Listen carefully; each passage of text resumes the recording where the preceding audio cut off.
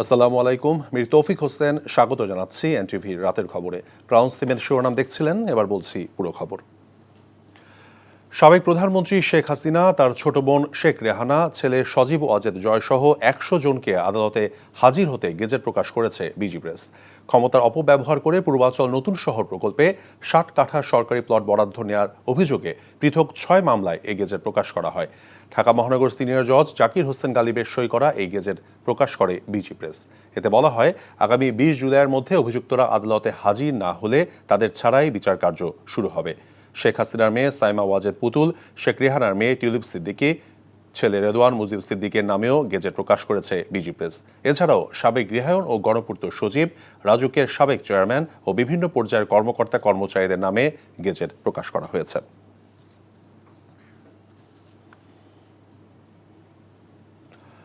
একটি মহল পরিকল্পিতভাবে বিএনপিকে সংস্কার বিরোধী রাজনৈতিক দল হিসেবে উপস্থাপনের চেষ্টা চালিয়ে যাচ্ছে বলে অভিযোগ করেছে বিএনপি।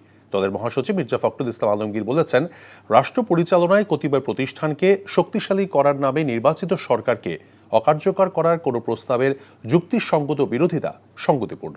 হাসান মাহমুদের রিপোর্ট। জুলাই অভ্যুত্থান পরবর্তী সময়ে রাষ্ট্র সংস্কারে রাজনৈতিক দলগুলোর সাথে চলছে ঐকমত্য কমিশনের ধারাবাহিক বৈঠক। এমনতর পরিস্থিতিতে বিএনপি চেয়ারপারসনের গুলশান কার্যালয়ে আয়োজিত এই সংবাদ সম্মেলনে দলটি বলছে, সংস্কার নিয়ে বিএনপিকে পরিকল্পিতভাবে দোষারোপ করা হচ্ছে। একটা মহল, একটা চক্র অত্যন্ত পরিকল্পিতভাবে বিএনপিকে সংস্কার বিরোধী বলে প্রচার করবার একটা অপচেষ্টা চালাচ্ছে। রাষ্ট্র পরিচালনায় গুরুত্বপূর্ণ কতিপয় প্রতিষ্ঠানকে শক্তিশালী করার নামে রাষ্ট্র কাঠামোকে দুর্বল ও অকার্য করার কোনো প্রস্তাবের যুক্তিসঙ্গত বিরোধিতা সংস্কারের মূল উদ্দেশ্যের সাথে সঙ্গতিপূর্ণ বলেই আমরা মনে করি। সংবাদ সম্মেলনে বলা হয়, ঐকমত্য কমিশনের দেওয়া সুপারিশ প্রস্তাবে দুদক সংস্কারে 47টির মধ্যে 46টি, জনপ্রশাসন সংস্কারে 208টির মধ্যে 187টি, বিচার বিভাগীয় সংস্কারে 89টির মধ্যে 62টি, নির্বাচনী ব্যবস্থা বিষয়ক সংস্কারে 243টির মধ্যে 141টিতে একমত এবং সংবিধান সংস্কার কমিশনের 131টি দফা ওয়ারি মতামত দিয়েছে বিএনপি। বহু সংস্কার প্রস্তাবে শুধুই ঐকমত্য প্রতিষ্ঠার স্বার্থে আমরা একমত হয়েছি, যেগুলি বাস্তবায়ন অত্যন্ত দুরূহ এবং যে উদ্দেশ্যে এসব প্রস্তাব তা অর্জনের সাফল্য প্রশ্ন সাপেক্ষ। কোনো একজন ব্যক্তি বা কয়েকজন ব্যক্তি গোষ্ঠী তারা একটা ভুল প্রচারণা, মিথ্যা প্রচারণা সমানে করে যাবেন, আর সেটাতে তারা মনে করবেন যে জনগণ খুব সাড়া দিচ্ছে। জনগণ সাড়া দিচ্ছে না। তবে পিআর পদ্ধতি সহ বেশ কিছু বিষয়ে বিএনপির অবস্থান নিয়ে সাংবাদিকদের প্রশ্নের জবাব দেন নেতারা। পিআর পদ্ধতি হলো গোটা নির্বাচন ব্যবস্থাকে বদলে দেওয়া। এই নিয়ে জনগণের সঙ্গে কি কোনো মত বিনিময় হয়েছে আপনাদের কারো? এ সম্পর্কে জনগণকে কে কিছু অবহিত করেছে? তারা কেমন পিআর পদ্ধতি চায়? কোনো ব্যক্তি 10 বছরের বেশি প্রধানমন্ত্রীর আসনে বহাল থাকবেন না। এটা সাথে আমরা এটা বলেছি, প্রধানমন্ত্রী এবং সংসদ নির্বাহী বিভাগকে কার্যকরভাবে সরকার এবং রাষ্ট্র পরিচালনার স্বার্থে তার কর্মপরিধির মধ্যে অন্য কোনো অর্গান এবং অন্য কোনো বডি সৃষ্টি করে যাতে তার কর্মকাণ্ডকে ব্যাহত না করে। কিন্তু জনগণের অংশগ্রহণ ছাড়া বড় ধরনের কোনো পরিবর্তন চাপিয়ে দেওয়া ঠিক হবে না জানিয়ে বিএনপি বলছে, যারা নির্বাচন বিলম্বিত করতে চায় তারা গণতন্ত্রের শক্তি নয়। Hasan Mahmud, NTV news, Dhaka. ইনসাফ ভিত্তিক বাংলাদেশ গঠনে ফ্যাসিবাদের বিচার, দেশের মৌলিক সংস্কার এবং নতুন সংবিধানের দাবি জানিয়েছেন এনসিপির কেন্দ্রীয় নেতারা। সীমান্তে বিএসএফের হত্যাকাণ্ড বন্ধ না হলে লং মার্চের হুঁশিয়ারি দিয়েছেন দলের প্রধান নাহিদ ইসলাম। গণঅভ্যুত্থানের বর্ষপূর্তি উপলক্ষে রাজশাহী এবং চাঁপাইনবাবগঞ্জে এনসিপির পদযাত্রা এবং পথসভায় নতুন বাংলাদেশ গড়ার প্রত্যয় ব্যক্ত করেন এনসিপি নেতারা। বিস্তারিত শওকত করিমের ডেস্ক রিপোর্টে। জুলাই গণঅভ্যুত্থানের বর্ষপূর্তিতে জাতীয় নাগরিক পার্টির দেশব্যাপী জুলাই পদযাত্রার ৬ষ্ঠ দিন। চাঁপাইনবাবগঞ্জ, রাজশাহীতে দীপ্ত কণ্ঠে পদযাত্রা ও পথসভায় অংশ নেন দলের কেন্দ্রীয় নেতারা। চাঁপাইনবাবগঞ্জের শান্তির মোড় থেকে প্রায় ২.৫ কিলোমিটার পদযাত্রায় উচ্চারিত হয় চাঁদাবাজি বন্ধ, বিচার আর সংস্কারের স্লোগান। পরে কলেজ গেইটে পথসভায় যোগ দেন তরুণ নেতারা। বাংলাদেশকে নতুন ব্যবস্থায়, নতুন কাঠামোতে নতুন কায়দায় পরিচালনা করার জন্য অবশ্যই একটি নতুন সংবিধান প্রণয়ন করতে হবে। মৌলিক সংস্কারকে কেউ বাধাগ্রস্ত করার চেষ্টা করে, বাংলাদেশে জুলাই ঘোষণাপত্র কেউ যদি আটকে রাখতে চায়, তাদের বিরুদ্ধে এই চাপাইবাসীকে প্রতিরোধ করে তুলবে। এনসিপি প্রধান নাহিদ বলেন, সীমান্তে দাদাদের বাহাদুরি শেষ, হুঁশিয়ারি দেন লং মার্চের। আমরা আপনাদের কাছে প্রতিজ্ঞা চাচ্ছি, শপথ নিতে বলছি, নতুন বাংলাদেশের পক্ষে, রাষ্ট্রের মৌলিক সংস্কারের পক্ষে। যদি আর কোনো সীমান্তে কোনো ধরনের পায়তারা করা হয়, সীমান্তে আগ্রাসন চালানো হয়, সীমান্তে আমাদের ভাইদের উপর হত্যার চেষ্টা চালানো হয়, আমরা সীমান্তে লং মার্চ ঘোষণা করব। পরে চাঁপাইনবাবগঞ্জ থেকে রাজশাহীতে পৌঁছান এনসিপির কেন্দ্রীয় নেতারা। বিভাগীয় শহরে পদযাত্রা ও পথসভায় অংশ নেন তারা। উচ্চারিত হয় নতুন বাংলাদেশ গড়ার নানা স্লোগান। আমাদের স্বপ্ন ছিল না কেবল শেখ হাসিনার পতন, আমাদের স্বপ্ন ছিল একটি নতুন বাংলাদেশ, সংস্কারের মাধ্যমে বাংলাদেশের পুনর্গঠন। যারা এই গণ অভ্যুত্থানকে, যারা এই সংস্কারের যাত্রাকে ব্যাহত করার চেষ্টা করছে, বাংলাদেশের জনগণ তাদেরকে কোনোদিন ক্ষমা করবে না। তারুণ্য নির্ভর দলটি বিপ্লব পরবর্তী দেশ গঠন, নতুন রাজনৈতিক বন্দোবস্তের বাস্তবায়ন ও জন আকাঙ্ক্ষার কথা শুনছেন পথে প্রান্তরে। শওকত করিম, এনটিভি নিউজ ডেস্ক। মুসলিম বিশ্বে সহায়তা প্রদানের লক্ষ্যে ইসলামী এনজিওদের আরও বেশি সামাজিক ব্যবসা উদ্যোগে যুক্ত হওয়ার আহ্বান জানিয়েছেন অন্তর্বর্তী সরকারের প্রধান উপদেষ্টা অধ্যাপক মোহাম্মদ ইউনূস। আজ প্রধান উপদেষ্টার সরকারি বাসভবন রাষ্ট্রীয় অতিথি ভবন যমুনায় বিভিন্ন মুসলিম দেশের এনজিওদের একটি প্রতিনিধি দল প্রধান উপদেষ্টার সঙ্গে সাক্ষাৎ করতে গেলে তিনি আহ্বান জানান। প্রধান উপদেষ্টা বলেন, দরিদ্র জনগোষ্ঠীর স্বাস্থ্যসেবা নিয়ে সমস্যায় ভোগে তাদের স্বাস্থ্যসেবা নিশ্চিত করতে সামাজিক ব্যবসা একটি ভালো উপায় হতে পারে। সারা বিশ্বের তরুণদের সামাজিক ব্যবসায় যুক্ত হয়ে উদ্যোক্তা হতে উৎসাহ দেওয়া হচ্ছে বলেও উল্লেখ করেন তিনি। বৈঠকে উপস্থিত এনজিও নেতারা বলেছেন, সাম্প্রতিক বছরগুলোতে ডক্টর ইউনূস পরিচালিত সামাজিক ব্যবসার প্রচারণা তাদের নিজ নিজ দেশে একই ধরনের উদ্যোগ গ্রহণে অনুপ্রাণিত করছে।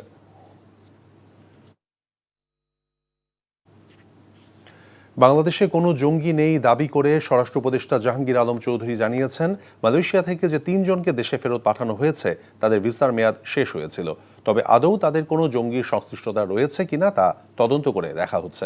দুপুরে ঢাকার শিল্পাঞ্চলে পুলিশের সদর দফতর এবং রফতানি কার্গো ভিলেজ পরিদর্শন শেষে সাংবাদিকদের সাথে আলাপকালে তিনি একথা বলেন। সম্প্রতি মালয়েশিয়ায় জঙ্গি সম্পৃক্ততার অভিযোগে 36 জন বাংলাদেশিকে গ্রেফতার করে দেশটির পুলিশ। সেখান থেকে 3 বাংলাদেশিকে দেশে ফেরত পাঠিয়েছে মালয়েশিয়া সরকার।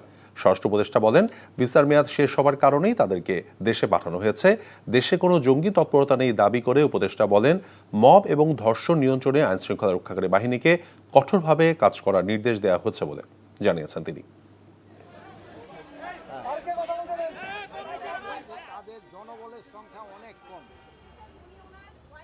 তিনজন যারা আসছে তাদের মেইনলি ছিল যে তাদের যে কি বলে ওই ভিসার যে মেয়াদ উত্তীর্ণ হয়ে গিয়েছিল, এই 3 জনের ভিসার মেয়াদ উত্তীর্ণ হয়ে গেছে। কিন্তু তাদের যে পুলিশের যে চিফ তিনি তো ব্রিফিংয়ে বলেছেন, ওদের পুলিশের চিফ যেটা বলছে ওই 5 জনদের আসা হয় নাই, তাদের সাথে আমাকে সরকারি লেভেলে যোগাযোগের চেষ্টা করা হইতেছে, আমরা ইনভেস্টিগেশন করে দেখব। বাংলাদেশের জঙ্গিবাদের কোনো অবস্থান নাই, এখানে কোনো ধরনের জঙ্গিবাদ নাই, আপনাদের সহযোগিতায় কিন্তু এখানে জঙ্গিবাদ নির্মূল করে দেওয়া হয়েছে। জনগণকে ক্ষমতায়িত করতে পারলে জাতীয় নিরাপত্তা নিশ্চিত হবে বলে foundation for strategic and development studies FSDS আয়োজিত আলোচনা সভায় মত দিয়েছেন বক্তারা। জাতীয় নিরাপত্তার জন্য জাতীয় ঐক্য অপরিহার্য বলে মত দেন তারা। বিএনপি নেতারা বলেন, জাতীয় নিরাপত্তার বিষয়টি সংসদে আলোচনা হতে পারে, সব সমস্যার সমাধান করে নির্বাচনের আয়োজন করার দাবি অযৌক্তিক উল্লেখ করেন তারা। ফেব্রুয়ারিতে নির্বাচনে জামায়াতের কোনো আপত্তি নেই, তবে তা যেন কোনোভাবেই যেন তেন না হয় বলে মন্তব্য করেছেন জামায়াত ইসলামীর নায়েবে আমির ডাক্তার আবদুল্লাহ মোহাম্মদ তাহের। 91 সালে নির্বাচনের উদাহরণ টেনে সাবেক সেনাপ্রধান নুরুদ্দিন খান বলেন, পুলিশের পাশাপাশি সেনাবাহিনীকে নির্বাচনের দায়িত্ব দিলে ভালো ভোট করা সম্ভব, তবে নির্বাচনের আগে মৌলিক সংস্কার করা না গেলে তা শুধুই একটি নির্বাচন হবে বলে মন্তব্য করেন বদিউল আলম মজুমদার।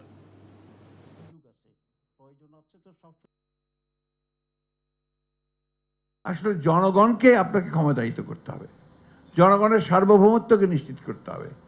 যদি আমরা সেটা করতে পারি তাহলে আমাদের জাতীয় নিরাপত্তাও নিশ্চিত হবে, আমাদের অন্যান্য বিষয়গুলো অত্যন্ত সহজ হয়ে আসবে। আমরা গণতন্ত্রই চর্চা করতে পারিনি ঠিকমতো, আমরা গণতন্ত্রকে চর্চা করতে গিয়ে প্রতি পদে পদে বাধা পেয়েছি। ফেব্রুয়ারিতে নির্বাচন হওয়ার ক্ষেত্রে বাংলাদেশ জামায়াতে ইসলামের কোনো ধরনের কোনো আপত্তি নেই, কিন্তু যে বিষয়টি আমরা বলছি, আমাদের আমিরও গতকাল বলেছেন যে জেনাতনা একটা ইলেকশন আমরা চাই না। এই জেনাতনার ইলেকশন চাই না মানে আমরা ইলেকশন চাই না, এই বিষয়টা না, একটা ভুল ব্যাখ্যা দেওয়া হচ্ছে। ইলেকশন একটা ভালো ইলেকশন হয়েছিল, এখানে আমি নিজে একটু কৃত্য দিতে চাই। আমি চাই সেই ধরনের আরও ইলেকশন ভবিষ্যৎ হোক। ইলেকশনটা আশা করি আমি ইনশাল্লাহ খুব ঠিকভাবে সঠিকভাবে হবে, ইলেকশন নিয়ে কোনো চিন্তা আমার নাই, যদি সেনাবাহিনীকে সেই দায়িত্ব দেওয়া হয়। অনেকগুলো পরিবর্তন করা দরকার যাতে আমরা একটা সুষ্ঠু নিরপেক্ষ নির্বাচন করতে পারি, তার মাধ্যমে আমাদের গণতান্ত্রিক যাত্রাপথটা শুরু হয়। এবং সেই জন্য আমাদের কমিশন থেকে আমরা অনেকগুলো সুপারিশ করেছি। আমরা সরকারকে যেই সুপারিশগুলো আশু বাস্তবায়নযোগ্য সেগুলোর আমরা তালিকা দিয়েছি সরকারকে, সরকার এখন বিবেচনা নিচ্ছে। এগুলো অনেকগুলোই বাস্তবায়ন করা যাবে যে অধ্যাদেশের মাধ্যমে কিংবা নির্বাহী আদেশের মাধ্যমে। বাংলাদেশের গণতন্ত্র প্রতিষ্ঠায় অর্থ খরচে যুক্তরাষ্ট্রের আগ্রহ সীমিত, ঢাকার সঙ্গে সম্পর্ককে বাণিজ্যের চোখে দেখে ওয়াশিংটন, এমন মন্তব্য করেছেন যুক্তরাষ্ট্রের দক্ষিণ এশিয়া বিষয়ক গবেষক মাইকেল কুগেলম্যান। ওয়াশিংটন ভিত্তিক আন্তর্জাতিক রাজনীতি এবং কূটনীতি বিষয়ক সাময়িকী ফরেন পলিসির উইকলি সাউথ এশিয়া ব্রিফিংয়ে তিনি জানান, বর্তমান মার্কিন প্রশাসন ব্যাপকভাবে বিদেশি সহায়তা কমিয়েছে। এ সময় প্রধান উপদেষ্টা অধ্যাপক ডক্টর মোহাম্মদ ইউনুস এবং মার্কিন পররাষ্ট্রমন্ত্রী কার্গো রুবিওর মধ্যকার ফোনালাপের কথা উল্লেখ করে কুগেলম্যান দুই নেতা অর্থনৈতিক সম্পর্ক জোরদার এবং ভারত প্রশান্ত মহাসাগরীয় অঞ্চলের নিরাপত্তা বৃদ্ধিতে অংশীদারিত্বের বিষয়ে আলোচনা করেন বলে জানান তিনি। বিনিয়োগের স্থবিরতার কারণে বেসরকারি খাতে ঋণ নেবার হার দেশের ইতিহাসের সর্বনিম্ন পর্যায়ে নেমে গেছে। বাংলাদেশ ব্যাংকের সর্বশেষ প্রতিবেদন অনুযায়ী মে মাসে বেসরকারি খাতে ঋণ প্রবাহ ছিল 6.95%, গেল বছর একই সময় যা ছিল 10.35%।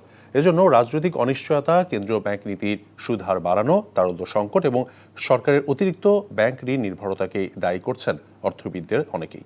রিপোর্ট আরাফাত ইসলামের। উচ্চ মূল্যস্ফীতির লাগাম টানতে বাংলাদেশ ব্যাংক সংকোচনমূলক মুদ্রানীতি অনুসরণ করছে। এ কারণে কেন্দ্রীয় ব্যাংক নীতি সুদহার বাড়িয়ে 10% করায় বাণিজ্যিক ব্যাংকগুলোর ঋণের সুদহার বেড়ে দাঁড়িয়েছে 16%। সুদহার বেড়ে যাওয়ায় বেসরকারি খাতের ঋণ প্রবাহে স্থবিরতা দেখা দিয়েছে। মে মাস শেষে বেসরকারি ঋণের প্রবৃদ্ধি দাঁড়িয়েছে 6.95%, গত বছর যা ছিল 10%-এর বেশি। এর আগে সবশেষ গত ফেব্রুয়ারিতে ঋণ প্রবৃদ্ধি সবচেয়ে কম 6.82%-এ নেমেছিল। সেই হিসাবেও গত 3 মাসের মধ্যে সবচেয়ে কম প্রবৃদ্ধি হয়েছে। ব্যবসায়ীরা বলছেন, চলমান মুদ্রানীতির কারণে ঋণ নিতে আগ্রহী হতে পারছেন না উদ্যোক্তারা। আমাদের সংকোচনমূলক মুদ্রানীতি এবং রাজস্ব নীতির কারণে কিন্তু সরাসরি আমরা দেখতে পাচ্ছি যে ইনভেস্টমেন্ট কমছে। প্রায় আমাদের 30% ওয়ার্কিং ক্যাপিটাল ফ্লো কমে গেছে রিকোয়ারমেন্টের তুলনায়। সো এই ফলে যেটা হচ্ছে, এটার থেকে আবার একটা বড় ধরনের একটা সংকট ক্রিয়েটেড হয়েছে যে এক্সিস্টিং যে ম্যানুফ্যাকচারিং ইউনিটগুলো আছে তাদেরকে চালিয়ে রাখাটাই আসলে একটা বড় চ্যালেঞ্জ হয়ে গেছে। সো এই পলিসির ফলেই কিন্তু ব্যাংকের দুর্বলতাটা আরও বাড়ছে এবং এটা সবচেয়ে বেশি বেড়েছে আমরা মনে করি যে আপনার এনপিএল এর ডেফিনিশন যে 6 মাস থেকে 3 মাসে নামিয়ে দিলাম আমরা, সেটার কারণে আমি মনে করি ইটস টাইম টু রিভার্স ইট। কারণ এই মুহূর্তে যদি আমরা এই পলিসিটাতে কন্টিনিউ করি তাতে ইকোনমিতে একটা লং টার্ম ড্যামেজ ক্রিয়েটেড হতে পারে। এছাড়া বাণিজ্যিক ব্যাংক থেকে সরকারের ঋণ নেয়া কমানোর তাগিদ অর্থনীতিবিদদের। সরকার যদি বেশি বেশি লোন ব্যাংকিং সিস্টেম থেকে নেয় তাহলে সেটা বেসরকারি খাতে যে ঋণ প্রবাহের উৎস সেখানে কিন্তু টান দেয়। কিন্তু এই সিস্টেম থেকে যদি আমরা বের হতে চাই তাহলে কী করতে হবে? তাহলে করতে হবে যে সরকারকে ওই ব্যাংকিং সিস্টেম থেকে সে যেন কম লোন নেয় সেই জায়গাটা তৈরি করতে হবে। এবং সেটা তৈরি করার উপায় হচ্ছে যদি সরকার তার রাজস্ব আয়ে অধিকতর যদি গতি দেখাতে পারে। বেসিক কতগুলো প্রিকন্ডিশনস আছে যার মাধ্যমে আমরা ব্যক্তিগতের বিনিয়োগকে উৎসাহিত করতে পারি। আইন শৃঙ্খলা একটি, তারপরে জ্বালানি খাতের যে বা জ্বালানি নিরাপত্তা এটা নিশ্চিত করা। কাজে আমি বলবো যে বিনিয়োগের পরিবেশে যে উন্নতি হচ্ছে এটা কিন্তু খুবই সম্ভব গতিতে। এই জায়গাটা আমাদেরকে আরও অধিকতরভাবে বেগবান করতে হবে। আরাফাত ইসলাম, এনটিভি নিউজ, ঢাকা। এই ছিল রাতের খবরে।